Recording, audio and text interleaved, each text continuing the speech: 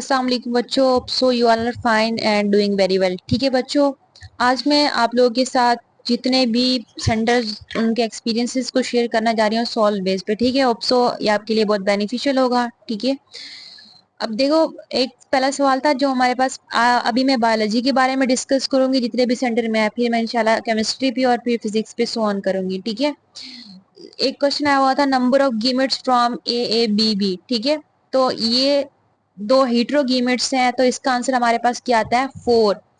Functional group in chlorophyll, वो हमारे पास क्या आंसर आता है?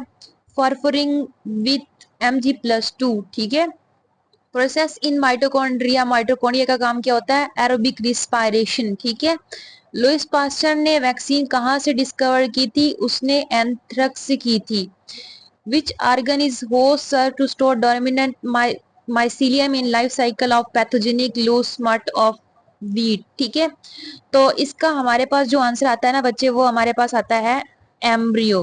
ये आपने एज इट इज आंसर याद कर लेने हैं, इंशाल्लाह आपको ये पेपर में बहुत बेनिफिट देंगे। ठीक है, एक्सपीरियंसेस मस्त करके जाने हैं। फिर था डार्क रिएक्शन अकर इन स्टोमा के अंदर जो होता है वो डार्क रिएक्शन होता है। Protein store which type of oxygen. ठीक है, ऑक्सीजन वो किसके अंदर, या फिर ऑक्सीजन कहाँ से वो स्टोर करती है? वो हीम ग्रुप के अंदर, या फिर ऑक्सीजन मॉलिक्यूल के अंदर जो होता है ना, वो प्रोटीन जो होती है वो ऑक्सीजन को कर रही होती है। एटीपी फॉर्मेशन हमारे पास कहाँ पे होती है?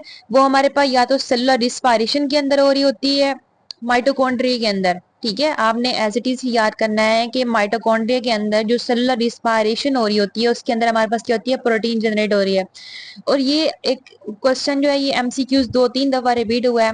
ओस्टियोक्लास्ट जो होते हैं ना, वो हमारे पास बोन रिजोल्विंग, मतलब बोन को तोड़ने वाले होते हैं, तोड़ फोड़ करने वाले होते हैं।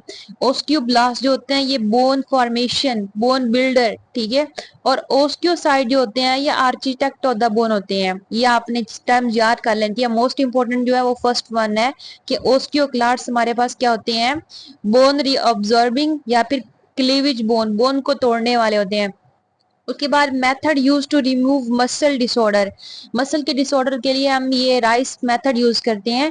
ठीक है, R for rest, I for ice और C फॉर हमारे पास क्या होता है? कंप्रेशन करते हैं, और E फॉर एलिवेशन, टांगों को ऊपर कर देते हैं। तो ये नर्सिंग में भी इंपॉर्टेंट सवाल होता है। Method use to remove muscle disorder में आंसर क्या आएगा? Rice. Which is present as 6 position of haemoglobin molecule, haemoglobin molecule के अंदर 6 पोजीशन पे हमारे पास क्या दिखता है? ग्लूटामिक एसिड, ग्लू भी बोलते हैं, ग्लूटामेटिक भी आ सकता है आप लोगों के पास। ठीक है,